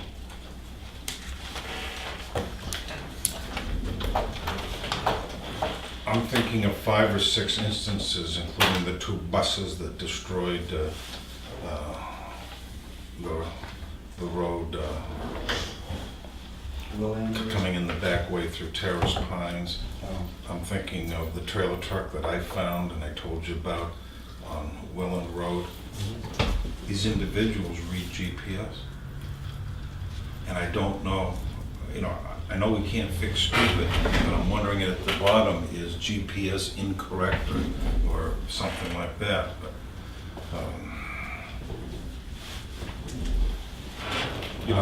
I really don't know. And then I look at County Road, for example. Maybe it's just better that after the first snowstorm, we have the road agent put up, yellow barrier tape. And if a snowmobile has to get through to make a rescue or something, it can, but, your brother's a little lost, he knows enough to turn around. Do you understand my dilemma? I do, and my thought is if we clearly post the ends of the Class 6 roads with a sign that indicates there's no maintenance, is that gonna prevent somebody from driving down there who shouldn't be there? I think that it's like speed signs. You know, 9 out of 10 people obey, or are within reason and obey the signage, but I don't know if we can really fix the 10% that are either senile or off-roading. Well, I think, the sign is just proving one of those, it's just, Right. have no signage, then there's no notice, then Right, then people can say, well, I didn't understand that it wasn't. shame on the town for letting. Right, exactly. So with your concurrence, I will, Sure. uh, The dilemma is that by the time they get ordered and hear the sign up off of Federal Corner Road, the ground will be frozen, so. It's, Well, it was frozen last year and the year before, and the year Right. before, so we're Right. moving forward. all right. Thank you for your effort though, Mr. Chairman. Public Works Mutual Aid Ultimate Toolbox Workshop on October 4th, in case anybody wants to attend.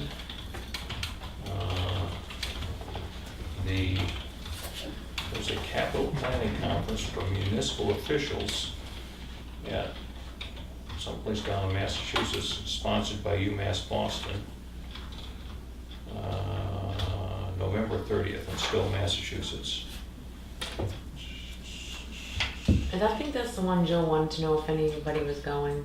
Who wanted to know? Jill Cromwell, I think If that was. if anybody was going? Yeah, Oh, well, she thought it sounded my interesting. opinion is it's be great if somebody wants to attend it. I took a look at the Can I see this? agenda, which is on, more complete information online, and it's,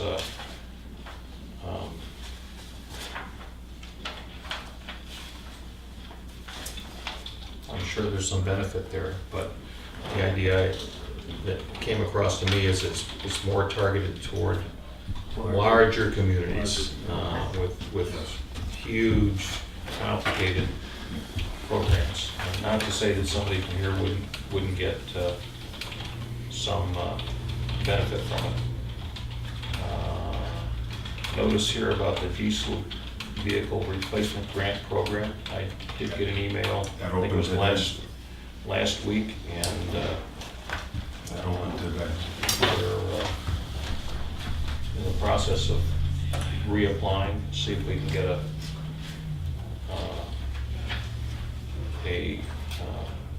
maybe a higher match grant than what was offered last year. I'd like to see you in that. I'm sorry? Wasn't it 35% was the I'd have to look, estimate last year? I'd have to look back at what, I don't remember. I mean, it was, we didn't receive the highest level of match that we could have, but there's more money in the program this year, so maybe that would, But if you look at the copy of paperwork that I got is from October 1st to the 15th is the first round. right, And there'll be another round if there's any money left over. right, which is normally the way it's Yes. done. Yep. All right. Notice of the proposed readoption of the emergency medical services rules with hearings at 4 places around the state: Epping Fire Station, New Hampshire Fire Academy, North Country Fire in Bethlehem, and Monadnock Community Hospital.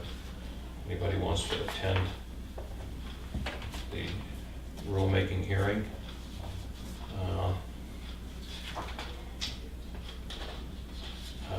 Letter from Lakes Region Planning Commission for 10-year plan project solicitations. Mark This is- Howard and I will be attending that meeting Okay. Wednesday. Okay, great. And pictures that Jack had taken of a couple of signs from a couple of our facilities. This is relative to the Cow Island Beach regulations. And I know I meant to go out and look, I know we have one at the Melvin Beach as well, but something similar to this, I think, is appropriate for posting at the beach out on the island. So I'm gonna put this in follow-up, and we'll probably not get the sign posted this fall, but that would be. Knock on wood, the current sign has stayed there in cement, but Yes, it has. Jack and 2 residents worked Yep. on, so thank you. Okay. All right, and then a request from CIP that the selectmen present to them on 10/17. Is that what I'm?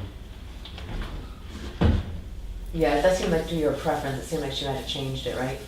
Didn't you change it to the 3rd? To the 17th, yeah. Wasn't that kind of how the email reads? She ended up getting somebody for the 3rd. She's got somebody else on the 17th Yeah. would work. The copy of the correspondence I got was that originally we were scheduled for the 17th. The police department could not be there the 3rd, and would the Board of Selectmen bring their paperwork in. Right, and now the chief can come or something, right? Isn't that what it says, Bill? The chief can come now on the 3rd, so. Says that yes, Chief Shigori It is sounds like it changed. presenting on the 3rd. Okay. That gives us some. So, yep.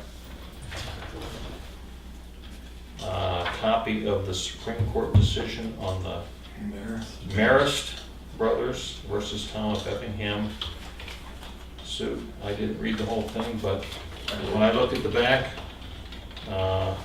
went through all the reasoning and legalese and all that, and they reversed Some of the math is confusing when. they reversed when the they, decision.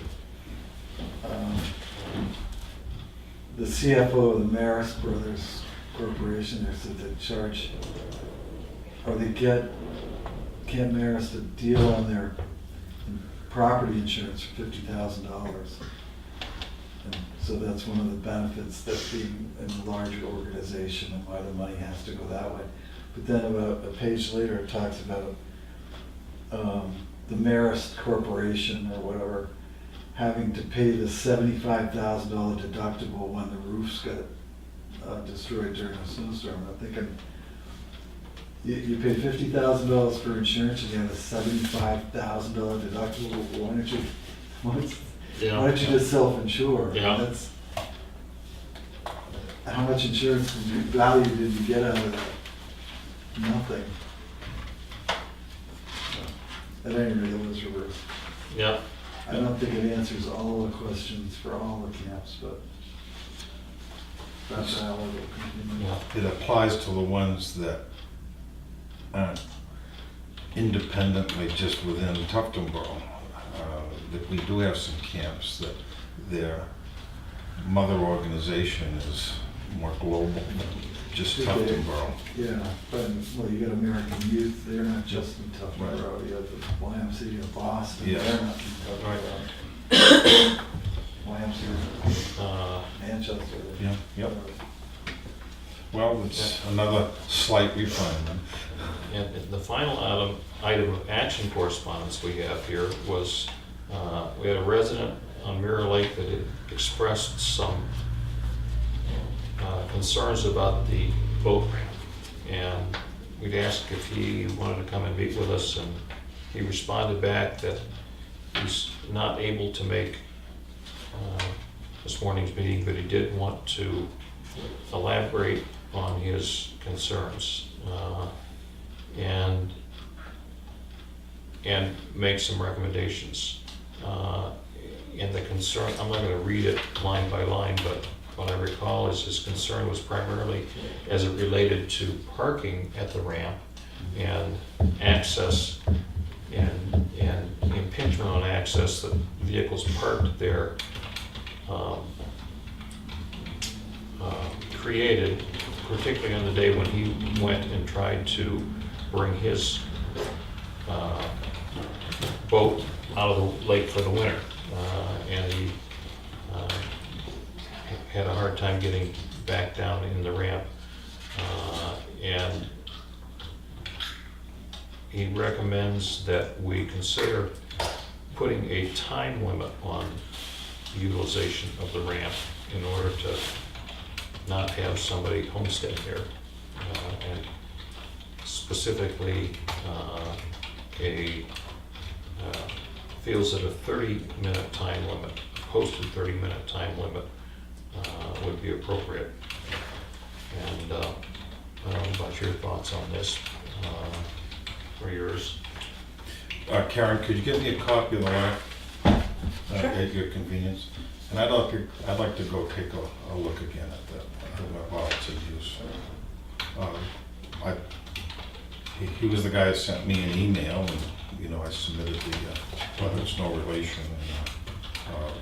Is his name Wood? Yes, I'm willing to go take a look at it. It's a small boat ramp. I am a little reluctant to put 30-minute signage up, because at that point in time, you're advertising that the lake is open for your visitation for 30 minutes. I mean, I think maybe something a little more progressive about the parking would be good. But I mean, one guy has a problem getting his boat out of the water. I'm not going to make the town government move. I haven't made up my mind on that sign, but I look at the boat ramp by my house. I look at the one at Pier 19. There are times, more than once during the year, there is a traffic congestion and parking.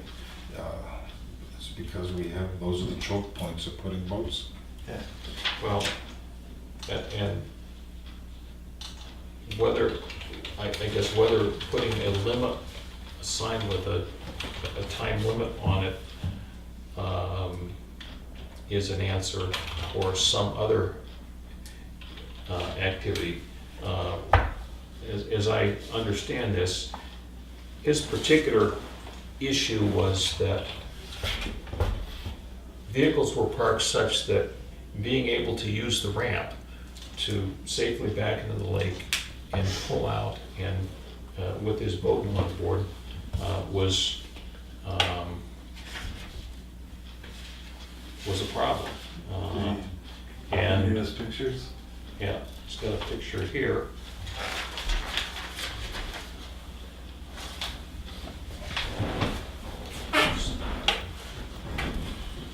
So, is there a way that we can better instruct people to not park obstructing the use? Yeah. Let's see. I mean, I can see that maybe the visibility is a little bit off. Yep.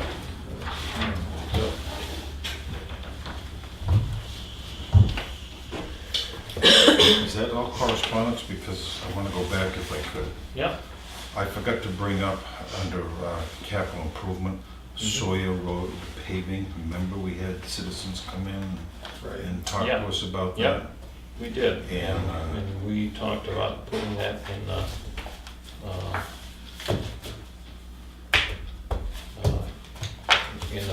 program for. As a warrant article? Yes, So does yes. that need to be a specific warrant article? I believe it does. I'll research this more. Is that it was the legislative body that said no to paving. But, right, but, Forever? but no, only lasts for a year. Until the next Yeah. opportunity to So consider it. So it could be included in the general paving warrant article. I have no problem asking her to contact, The complaining party? no, municipal association, and are we on, what is our interpretation? I have no problem making it a warrant article. I have no problem saying to the people who came in, get a petition warrant article, go that way. I have no problem putting it in the budget.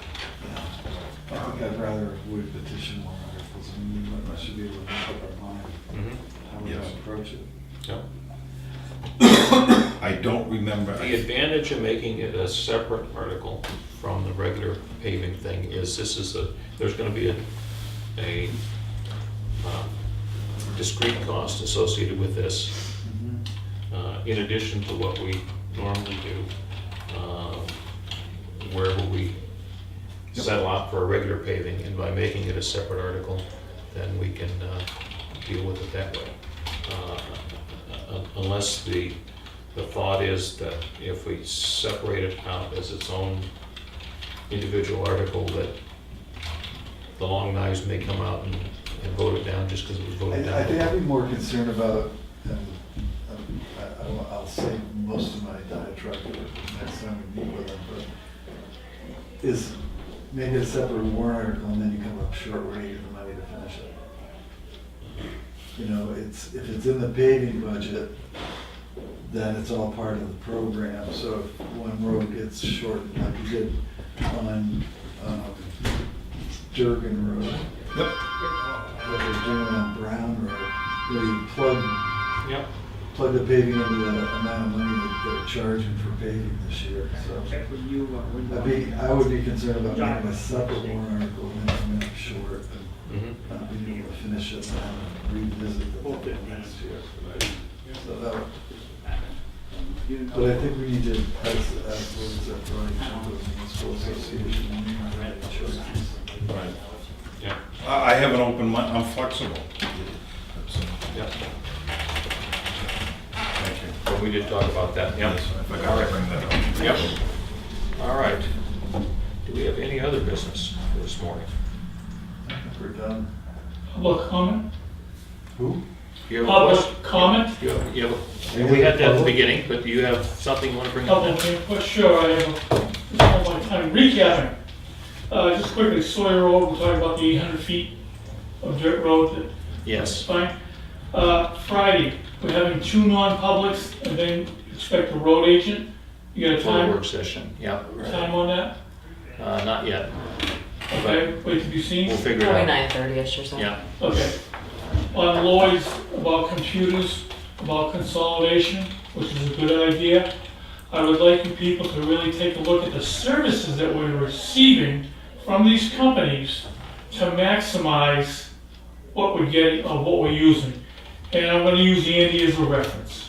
And Andy with a regular computer line, and then Andy with an IP static line, and Andy with only 20 to 30 megabytes of uplink.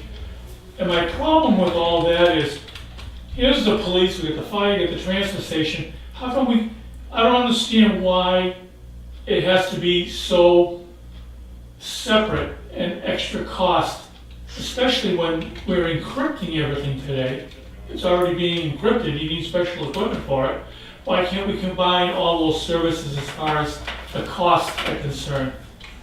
That's my point. Okay, moving on. What happened to the electric tree signs that we were talking about a little while back? Okay, about posting them, we were talking about placing them in certain areas instead. We talked about $19,000 for another trail. Okay, what? Those are already here, I believe, and I think the chief of police has got a program put together with a road agent for where they're gonna put them and how the installation's gonna go. Okay, and Lloyd, not to step on your comment earlier, No, go ahead. this is just a yes or no. Are the town trucks repaired or fixed yet? Yes or no? You don't know. And do you gentlemen know? No, okay, fine. No. It was just a comment, I'm just bringing it out. If I don't, I'll forget next time I want to ask the question. Thank you. Thanks. Good. All right. I'll make a motion that we adjourn. So moved. Okay. All in favor? Aye. Thank you, gentlemen. Okay, thank you.